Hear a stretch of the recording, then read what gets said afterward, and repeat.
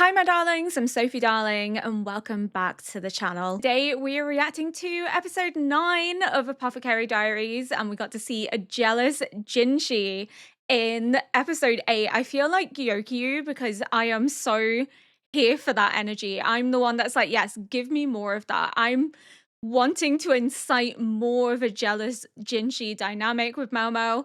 So, like, yeah, I'm Gyokyu. I'm loving this. I'm loving the drama. I'm loving the tension. I want to see more. I can't wait to see their dynamic play out because, again, we're still very early into series 1. We also have a second series and then a third series announced. I don't know when the third series is, but I know there is one coming. So, like, so much tension to look forward to. I don't know, there's something about this anime. It's kind of like crack. It's just really addictive. I want to watch more and more and more every time because the character interactions are so fun and dynamic. The political intrigue, the mystery, trying to like solve what's going on from episode to episode, the slow burn romance that's happening, the lover boy versus the disinterested black cat. Jinshi's kind of like golden retriever, and Mao Mao's like black cat energy, just not interested. But it's going to be interesting to see sort of that dynamic maybe shift. Maybe Mao Mao begins to show in little ways that she cares about Jinshi, and just being able to see those threads and pick up on it and see where her perspective begins to change towards him is going to be really, really fascinating because we know that she already thinks he's handsome because we have seen that kind of comment on him being pretty and understanding why the other women are interested in him, but she doesn't have an interest. So seeing that like change is going to be really exciting to watch and to also then see what is the trigger moment for Mao Mao's perspective of Jinshi to change. And I think it could be maybe her seeing a different side to Jinshi. Maybe like a softer or even a darker side to Jinshi, a more like authoritative side to him. Or maybe she sees a vulnerability because obviously he gives off this air of like being impenetrable. Like he is calm, collected, but he's also teasing and taunting Mao Mao. So I think if she got to see like maybe a more vulnerable side to Jinshi, she would maybe relate to him more, and that could then change her demeanor towards him going forward. I don't know, but I'm really excited to see how it progresses because it's such a good anime, and I'm so happy that this was recommended to me because it's all I want to watch right now. Also, Vinland Saga won our poll on Patreon, which means I will be adding Vinland Saga into our roster. So we'll be watching 3 series. We'll be watching Apothecary Diaries, Full Metal Alchemist Brotherhood, and Vinland Saga. Jujutsu Kaisen was very, very close in the poll, and I know a lot of people were recommending me to watch Jujutsu Kaisen because there is a 3rd season that's just been announced for January. And yes, I understand that it will be a very hyped and popular anime over the next couple of months. I did consider implementing it alongside Vinland, so then doing 4 shows. I just think that's a bit too much. I don't think I can commit to 4 shows. 3 I can balance, and then obviously I do Squid Games for Darlings Elite. Then adding a 4th that also has to come to YouTube. I'm technically filming for 5 and editing for 5 for Patreon, but editing 4 for YouTube. Yeah, I feel like that could be a recipe for me burning out. We'll see how time goes on, but to be honest, whether I watch Jujutsu Kaisen before the new series comes out or whether I watch it after, I still think the hype will be around it. I don't think the hype is going to be this really short-lived thing for the next couple of months and then I post in March of next year and all of a sudden no one's interested in watching it because again you have the 3rd season. People will have watched the 3rd season, they will still want to see you react to the whole journey and trajectory. So I understand people's attempts to get me to watch it as a way of boosting my channel. And I really appreciate it that people really care about me and my channel and wanting me to have success. I really do appreciate it. So thank you so much, guys. But I still think that hype will be there regardless of whether I watch it now or whether I watch it next year. I don't think it's going to be a short-lived thing. Look at Attack on Titan. It's been years since the finale. And yes, you could argue that the hype was surrounding it because the movie version had just recently come out, but I also had started before the movie was like announced. I don't think it's necessarily based on hype. I think it's based on the fans, and I think it's going to be one of those shows that's always going to kind of have that backing behind it because it's a very popular show. Much in the same way that people will argue that Demon Slayer only does well because like new movies have come out. Demon Slayer's always had a really strong fan base from what I can tell from doing my research into React content and what does well on YouTube. Because again, I am a reactor. I have to do my research. I have to see sort of what is trending, what's doing well. It's how I know that Vinland Saga doesn't do as well as other shows because I did my research. You kind of have to. You have to balance it out. But I also don't care as much, I don't think, because this isn't my full-time job. I think if it was my full-time job, I would be like, I'm only ever gonna watch what's popular. Whereas like Full Metal Alchemist Brotherhood does not do well on YouTube. It does okay, but it's nowhere near hitting the levels of like Free Reign or Attack on Titan. And that's perfectly fine because it's an amazing show. So I don't really mind as much because it's so good. So I'm still happy to watch it. I'm still happy to share with everyone. And yeah, it might mean that my growth is a bit slower, or like certain shows maybe don't pop off the way that they pop off at other channels because they've hopped on the trend, they've hopped on the bandwagon at the right time. But I think I have to balance things with not burning out, also producing content that you guys want to see. And I think if I add too much, we start to lose the conversational aspect of the shows that we're watching, which is one of the biggest draws of my channel, is the way in which I analyze and discuss these shows. And I feel like if we do too many, I'm going to be really pushed for time and I'm just not going to be able to yap as much. And we're going to see maybe quality go down. And I would much prefer quality over quantity. I know in the React space, a lot of it is quantity over quality. And that's perfectly fine if that's what you want to do. But that's not my content and that's not what I want to do. I want to make sure that my reacts are actually transformative. I want to make sure that my reacts are engaging with the media, they are analyzing, they are following the story and looking at the characters and how the symbolism impacts the story as it goes. Could my analysis be deeper? Yes, but this also isn't a video essay. If I was to look at this in the same way that I looked at my PhD, I would not be posting 4 videos a week. I would be posting maybe like 1 video a week and I'd be doing 1 show. And that 1 show, I would watch every episode repeatedly, taking notes, doing my research. But this is not my PhD. So yes, I analyze, but I analyze in the moment. I don't analyze after the fact because that's a lot of work. It is something I would love to do. Video essays, I just don't have the time. I really don't. And I think that's something I have to keep admitting to myself is I do not have the time to do everything. I am one person. I have a life outside of content creation. I work full time as well. I also have hobbies that I like to do, such as reading and also playing games. And I want to try and revive my gaming channel. So I just can't do everything. And again, my biggest concern is quality, is creating quality content and creating reacts that people find enjoyable and informative because it's someone that's actually paying attention to the show and delving into what the show is telling rather than just like sat here and going, oh, that's a good episode. Because there's so much of that out there that it's just kind of boring at this point. There is a lot of reactors that rely on like gimmicks, like, dare I say, anime haters react or parents react or husband and wife react. Like, it's a gimmick, it's a hook, which is fine. It's smart marketing. And I'm not saying that gimmicks are a bad thing. Obviously, on the internet, you have to make your content stand out. I use Doctor Reacts because obviously it stands out. I will not lie, that is also a gimmick, but I back that up. There's substance beneath the surface of Dr. Reacts, you know?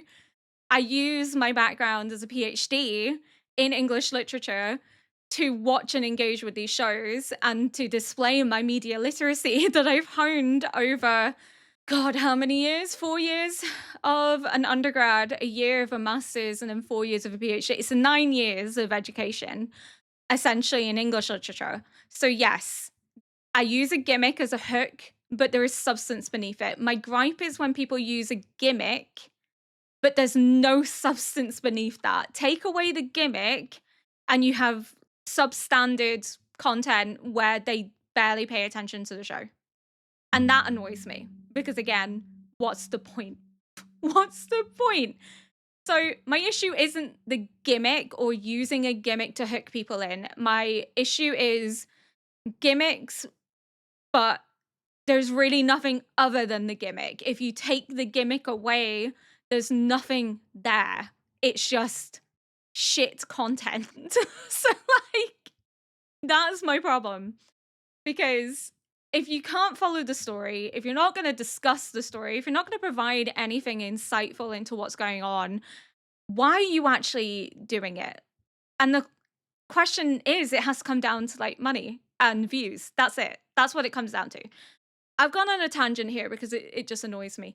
But my point is, whether I watch Jujutsu Kaisen now or next year, my analysis is still going to be strong enough that I think there will be a pull and a draw, regardless. I don't think I need to ride a hype wave to do well. And even if it doesn't do well, because, you know, algorithms be working in weird ways. I don't pretend to understand how YouTube algorithms work, and that's perfectly fine. I've had videos that I thought would do well and haven't done well, and I've had videos that have done better than I ever anticipated them to. So, yeah, I don't pretend to have the answers when it comes to algorithms. I just kind of post a video and hope for the best at this point. Either way, it's not my full-time job. And whether the video does well or not, or whether it's seen as successful or not, that's for me to decide and no one else. I know people will say, oh, but like views determine success. Yeah, if you're looking at it that way, but I'm not looking at it that way. This isn't my full time job. I do have a full time job. I do this for fun because I enjoy it. I like getting to meet you guys and interact with you guys. I like getting to watch new media. And yeah, something may not be successful, but it doesn't mean that it's not something I'm proud of, and it doesn't mean it's not something that has value. It may not be appreciated by a large amount of people, but there will still be people that appreciate it. And to me, that's success. If I can hit a handful of people that enjoy what I do, then that's far more successful to me than having millions of views, but nobody actually enjoys my yap sessions or finds what I do interesting. I don't know. I've always seen it as I'd rather make an impact than have like thousands of views or subscribers. So if I can make an impact and I can make a difference in people's lives and I can make them happy and feel joy and provide further insight into the shows that they love, then I've done my job as a creator, really. Whether a video is successful or not, I have succeeded in my role, which is to provide entertainment, which is to build a community and get to know all you guys. I don't need millions of views to be successful. I don't need that as a determination of success. Being successful is having an impact on people, and I believe that my content does that, whether it hits millions of people or whether it hits a couple hundred. I still have made an impact somewhere, and that means far more to me than viewership does. So, yeah, sometimes I get down about it. I think that's normal. You know, views can really mess with your head, especially analytics. If you see them going down, it can fuck with you a bit. Of course it can. I think you'd have to be made of stone for analytics to not mess with your head a little bit, especially when you're creating content and you've had something be successful and then something else has come along that's not been as successful. You know deep down it's not you, but you still kind of wrestle with that. Is it me? Am I the problem? No. It's just, unfortunately, some content does better than others, and that's okay. Did I experience that after Attack on Titan ended? Absolutely. Of course I did. I wouldn't be human unfortunately, you beat yourself up. You blame yourself because you are the content creator. So you are who you blame, because it's like, well, if they're not staying around after that, then I haven't done my job correctly. But I have done my job correctly. I provided entertainment. Attack on Titan came to an end. Some people aren't interested in the other shows that I'm watching. That is fine. That's okay. But it's trying to get out of that mental shift. I've had a very strong, stern talk with myself over the past couple of weeks since Attack on Titan has ended. So my mental shift is a lot more positive, a lot more upbeat in relation to what is success and what I define as successful content. Rather than looking at it in terms of views, analytics, and likes, I'm looking at it in terms of community and impact. Who has stayed around, who wants to support my content, who enjoys my videos and leaves comments and wants to engage with me on these videos, who's enjoying what I actually do. That's what I determine as success, rather than views and likes or whatever. So yeah, I just had to have a stern talk with myself and sit down and go, okay, what do I define as success? And that's really helped shift my mindset. We've also just had a run. I am really sorry. Just sometimes when I haven't sat down in front of the camera for like a week, I get yappy. But without further ado, we are going to get into episode 9. Damn, he thirsty. Oh, what are you doing?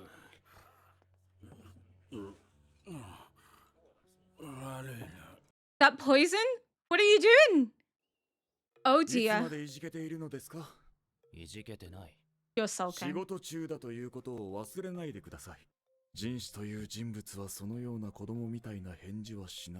One known as Jinshi. Or did he just mean someone of his status shouldn't behave this way? 身元引き受けの見返りとはスタートの面会だったという。娘にそんなつてがあったとは。そして主はどんな想像をしたことやら。The Mao Mao was giving herself freely.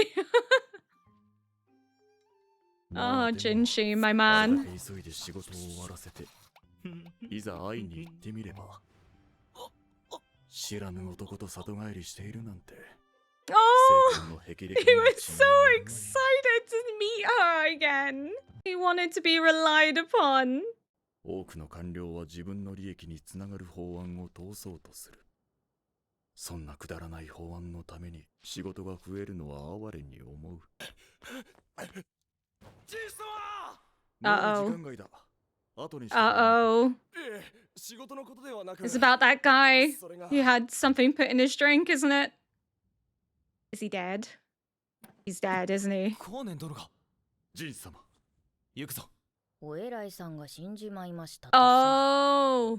Oh no. 顔も名前も知らぬ人間に同情できるほど感傷深くない。年齢は磯路を過ぎ。Mama's like, Mama, here's your... Mama, don't care. You don't know that. Your dad told you to stop making assumptions. 薬や本当に死因は酒だと思う。 No, something was put in his drink. We saw someone do it. 飲みすぎは毒であると分かっているはずです。仲間内の宴席で大量の酒を煽ったと聞いている。それなら死にますね。だが後年殿は酒に If someone's killed him, why? They said like he's really changed and his face was souring the atmosphere. So like something's obviously happened to him to make him dependent on alcohol. 後年殿が飲んでいたものは亀がひっくり返って全部流れてしまった。Oh, what a shock. その亀に毒が入っていたらわかりませんね。Yeah. その通りだ。いつも通り無駄にキラキラしてればいいのに。 Look, he's sad. Because you didn't rely on him, Mao Mao. He's sad, okay? 甘さとしょっぱさが混在している。もともと甘みのある酒に塩味をつけているような。ああ、甘いだろう。後年殿の好みなんだ。No, there's salt in it though. いくら上等の燻製肉や岩塩を用意しても手をつけない人だった。Why is it salty? 食事もほとんど甘味にするくらいに。 Did he have like diabetes? Oh. 思い出話を現実に戻すな。まだ飲む気か。辛いもの好きが甘党にね。 Did he get 豚の married? 魚に塩は出ましたか？ああ、岩塩と月餅と干し肉が出たそう。 Was that what they put in? Because it was like salt. 光年様の飲んでいた亀は手に入りますか？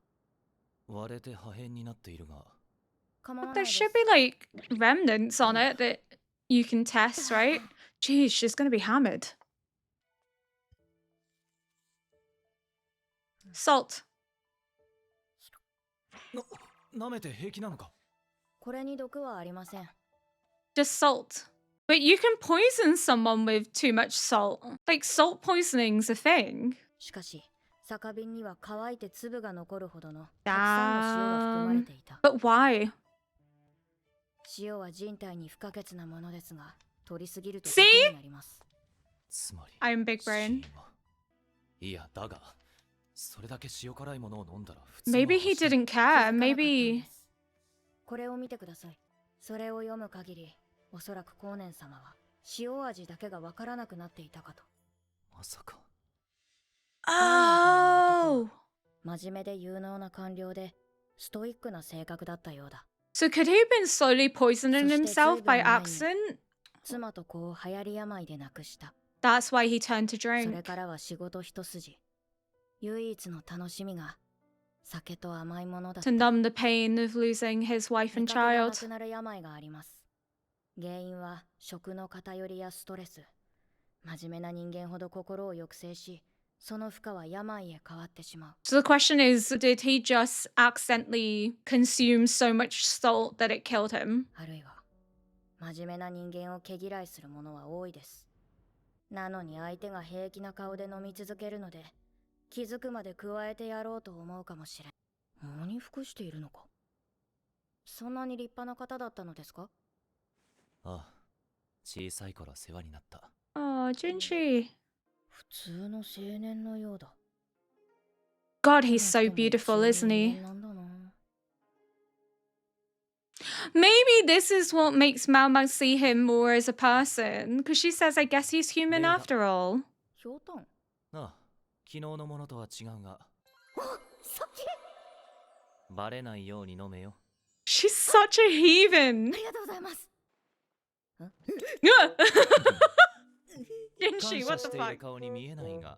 Jinshi wants この反応はサボ a gift in 飲 return. み込まないうちに終わらせては。真面目に仕事はしている。年若い者が酒に溺れるのを防ぐために年齢制限をつけるべきだと。え？酒は20歳になるまで禁止せよと。 What age is Mao Mao? Like 18, 19? 紳士様。 So please don't cite it. それ、絶対に通さないでください。 Let me have my alcohol. She's such a さあ heathen. 私の一存では何もできな To い。 be fair, I can't say anything. I started drinking alcohol at like 14. Not good, is it? It's really common in the UK, I'll not lie, to drink at a young age. I at 14? 13, 14. Yeah.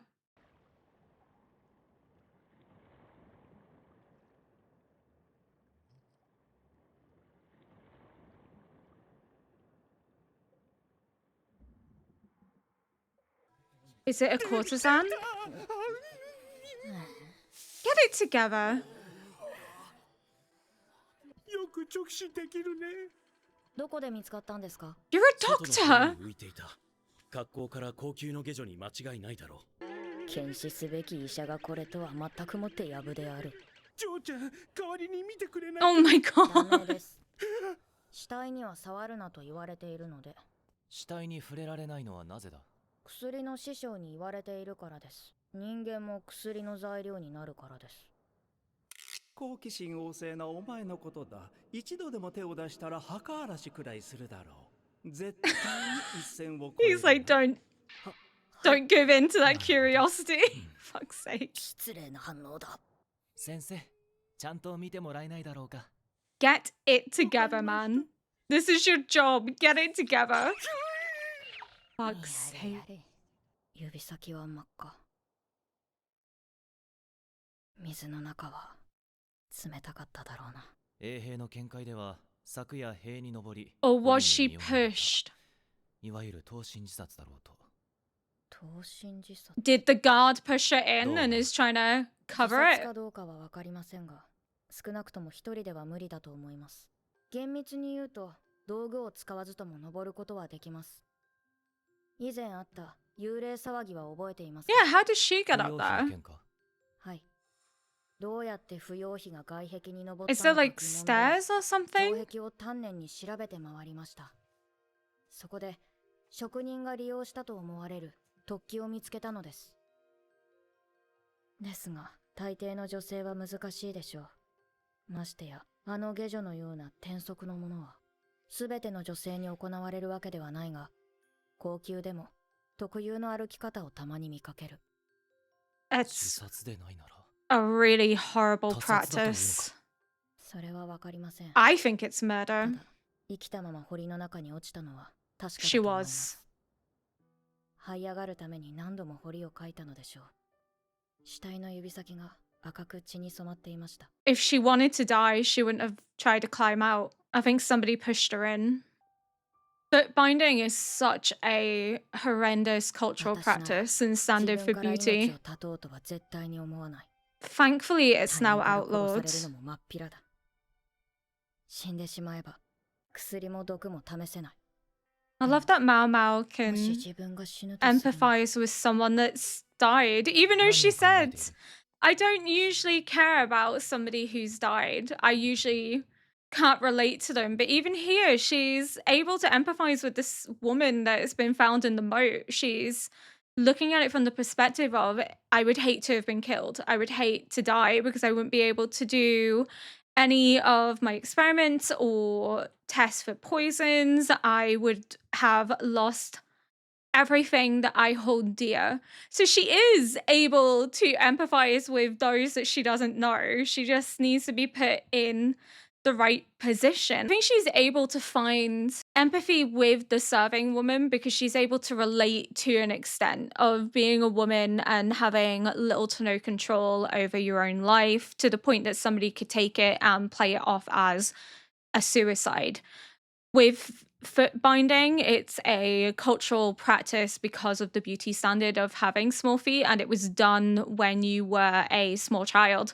So you didn't have a choice in it. You didn't have a say. If your family decided to bind your feet, that was it. Your feet were binded. You never got to consent to that.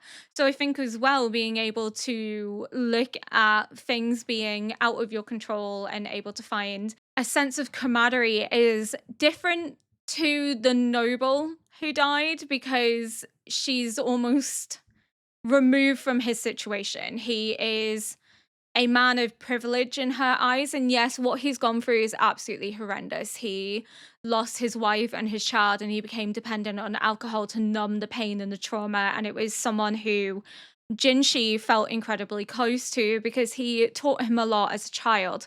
And Mao Mao can't relate to the feelings that everyone else is going through because she doesn't know the person. And that's what she puts it down to. I don't know them, so I can't relate to mourning this loss of someone I've never met. But yet she is mourning the loss of this woman. And again, I think it is because of her ability to recognize her as a victim in terms of the foot binding and also the fact that she was most likely murdered and that she is a serving woman. She isn't a woman from a privileged background. That's not to say that the man in the earlier part of the episode doesn't deserve our empathy because he 100% does. He was unknowingly killed by people playing a prank because he couldn't taste the salt and it led to him dying. He has gone through trauma himself, which has led to him repressing his emotions and using alcohol as a coping mechanism. He absolutely 100% deserves our empathy, but I think it takes Mao Mao seeing herself in this woman for her to recognize why people can feel empathy and sadness for the death of someone that they don't know, for the loss of someone they don't know. She couldn't with him, but this has then changed her perspective because it's a serving woman. So she can almost put herself in this serving woman's shoes, which then will influence how she navigates the world in relation to other people who die and suffer, that she, even if she doesn't know them, she'll be able to kind of have that connection with them. It's meant to emphasize Mao Mao's character progression in terms of at the beginning of the episode, she's like, I can't relate to this idea of feeling sad for someone that I don't know, to now where she is able to feel that sadness and she's able to kind of grow as a person because she's letting herself feel these emotions and put herself in the shoes of this serving woman and recognize that almost kindred spirit between them, which will influence her behavior going forward. And I think she was also taken by Jinshi and able to see Jinshi more as human because of his mourning and sadness for the noble that died. She didn't realize how close Jinshi was to him, and she even says that makes me see him more as human. She sees this more vulnerable side to him, which is so funny because I said that at the beginning of this episode as well, that I wonder if she'll become more likened to him because she sees some vulnerability, and we literally see it in this episode. But I think the two deaths are meant to juxtaposition Mao Mao's growth, that she is learning and changing as a person, that she's able to find empathy with someone, which will then influence her going forward. That it's not simply down to gender, but it is the aspect of gender that lets her put herself in the shoes of this woman in a way that a man probably wouldn't be able to put himself in the woman's shoes. She couldn't put herself in the shoes of the nobleman because of his privileged background, but she could put herself in the shoes of the serving woman because she has also been a serving woman and she knows what women go through in this society. So she can connect in a more intense emotional way with the serving woman than she can the noble man. But that doesn't mean that we shouldn't feel empathy for him. It's just more meant to show how Momo's perspective from her reaction to the nobleman's death to the serving woman's death is shifted and changed. 死ぬならどんな毒にしようかと。死ぬ気か。そうもありません。ですが、人はいつ死ぬかわかりません。たとえ望まなくとも、他人の悪意が加わることで、不本意な死を遂げることがあります。光年様のように、それが See, いつ she's able to kind of find that connection with the noble in a way that she wasn't able to before. Life is so fragile when you really think about it. その目に映る夜の底気まぐれに浮かぶりを束ね God, the music is beautiful, but also the symbolism of the red of the berries is almost like blood, but all the imagery is of women and the various suffering and situations that they found themselves in, the way in which society treats them as disposable and how their fates are determined by men within this society and the unpredictability of it. 場合、毒殺にしていただけませんか。 Wow, なんでそう Momo! なる。処分を下すのは人士様でしょうから。Fair. That's how she'd like to go. It's just the way in which all the symbolism was women showing that their fates are all intertwined, that they can all relate to one another because all of them suffer in various ways, regardless of the class divisions between them. いや、だからなんでそうなる。Because life is so 私が平民 fleeting. だからです。些細な失敗で簡単に吹き飛ぶ命です。そんなことはしない。するしないではなく、できるできないですから。面倒なことを言ったみたいだな。He loves you, and the idea of being the one in charge of your death pains him. その後、風の噂に聞いたのは、死んだ下女が園遊会の毒殺騒ぎの場にいたことだった。それらしい遺書も見つかり、自殺ということで事件は幕を閉じた。Or did somebody frame her for something they did? That they murdered her and planted something on her? ようやく届きました。腕に火傷を負ったものを探せと言ってから2月も経っている。はい。意外と大物でした。Oh? ザクロ級、フォンミン。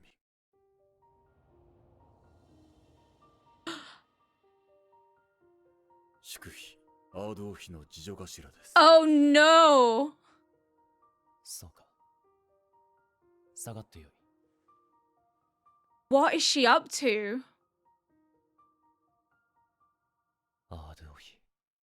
Oh, okay. We did think in the last episode that it would have to be a head lady in waiting, not necessarily to do with the burn marks, but to do with the poisoning.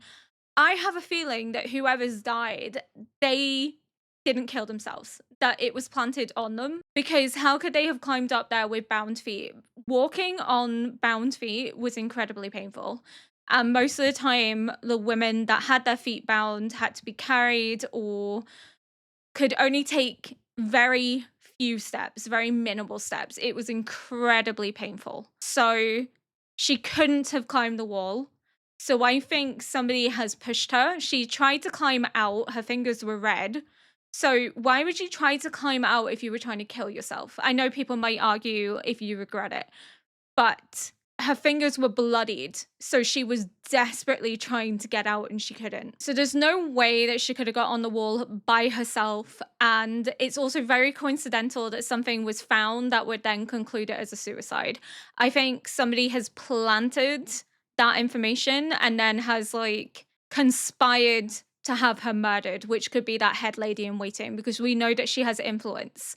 We know that she has connections because she's using the wooden panels and the burn colors to communicate stuff. So we don't know what the ultimate plot is, but we know that she has influence and authority somewhere. So I think she could have resulted in this servant taking responsibility for the poison of Lihawa.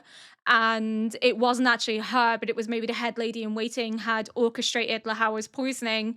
But the woman that's been drowned or died was who she's planted this suspicion on, because if she's dead, she can't be questioned about it. It's a very open and shut case that way. So I think that's what they've done. They've gone, okay, she's died. She has a will that said that she's taking responsibility for the poisoning. So therefore, two birds with one stone. But the fact that Jinshi knows who the burns relate to, and we knew that they were in tensions with Lahawa's ladies in waiting because they weren't doing their job correctly, because their mistress was wearing crimson, which clashed with Gyokyu, that there was maybe someone in that household involved, and now it's essentially been confirmed that she is involved in something that's ongoing, and I think she could be involved in the poisoning and also the death of this servant, because this servant could maybe be the one that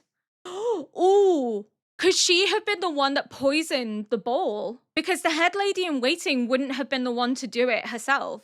Because if she wanted something poisoned, she would have orchestrated someone else to do it. Because she would be smart enough to not be the one seeing. Because if she's high up, she's high ranking, she's the head lady in waiting to Aldua, she would be recognizable.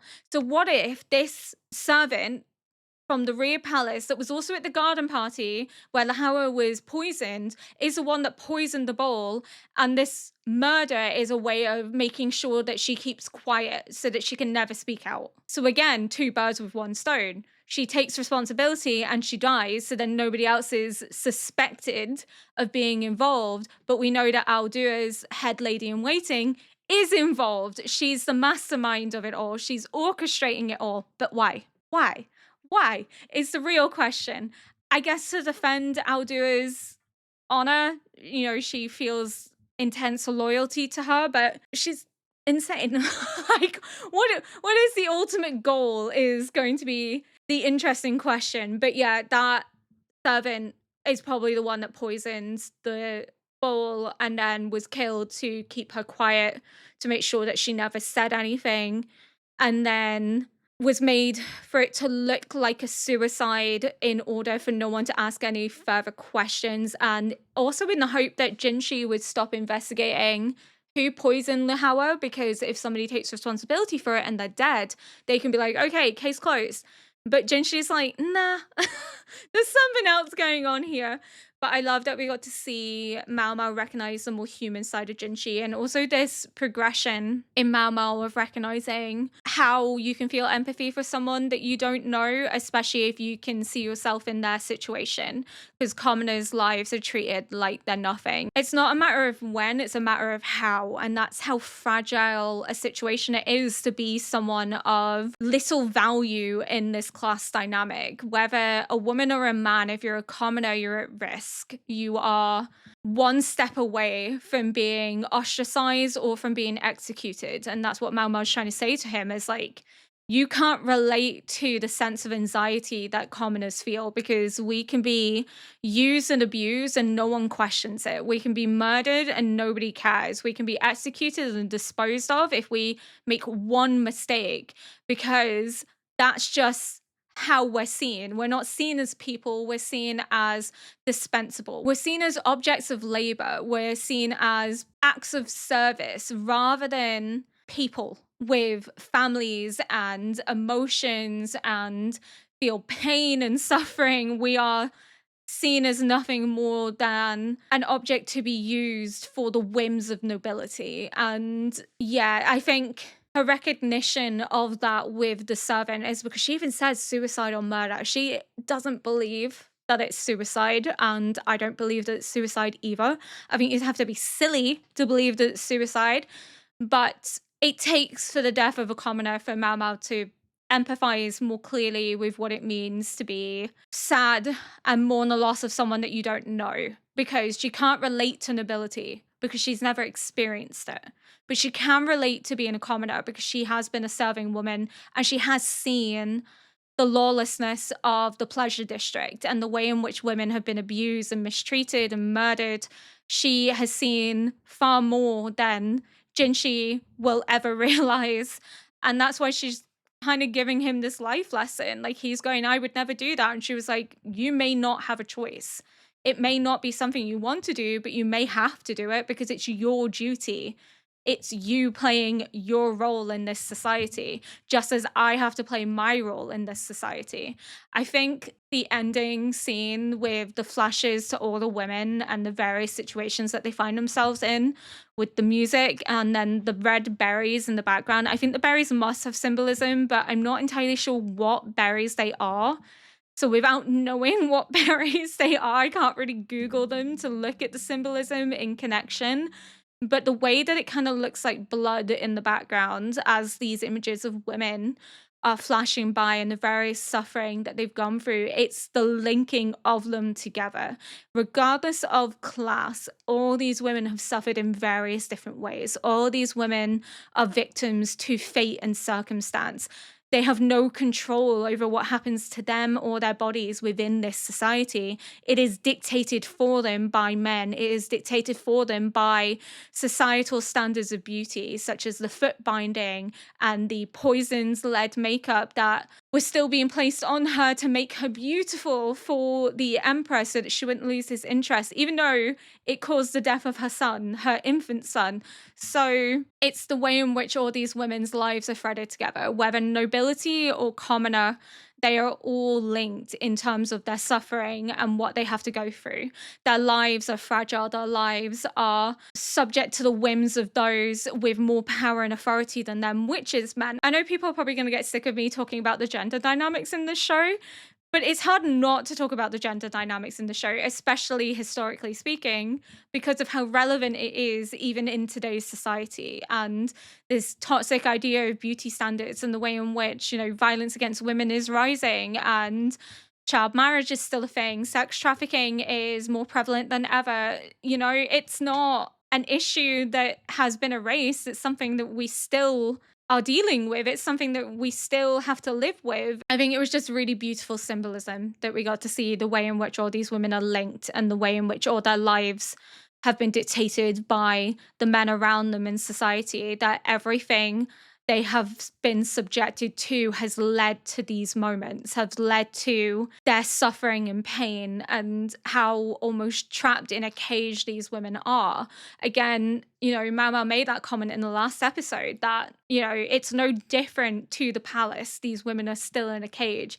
A golden cage is still a cage. So I think that imagery of every woman we've seen and their stories so far all being weaved into one is that message being more overtly expressed in this episode by being like, if you didn't get it in the last episode, we're going to make it even more explicitly clear that all these women's lives are dictated to by men, to the point that they feel that they have no control over their own lives and they have to exert that control and assertion of independence in any small way that they can. But it's not always something that is achievable. But the fragility of life and the fragility of how uncertain your fate is just really poetic, especially because life is short. We don't know how much time that we have, but the idea that it can be taken away so easily by those in power, by men who have authority and control within this society, it's just a very powerful message of what it means to be a woman and what women go through and the fear and anxiety and the fragility of their lives, and also the class dynamics between commoners and nobility. But even with the class dynamics, Mau Mau still recognizes that whether noble or common, these women are all connected in that their lives are dictated by the men around them, and their fates are also controlled by men. Whether they marry, whether they live, whether they die, whether they have children, whether they get to live in relative comfort or not, all of that is dictated by men.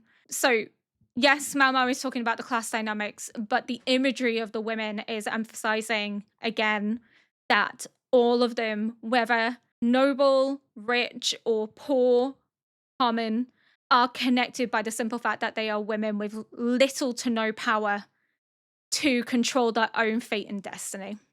This is such an amazing show. I love this. Anything to do with like gender dynamics and politics and history, I am all over it like a rash. If you enjoyed this video, please consider liking, subscribing, and leaving a comment below to help boost this video into the algorithm. And until next episode, bye!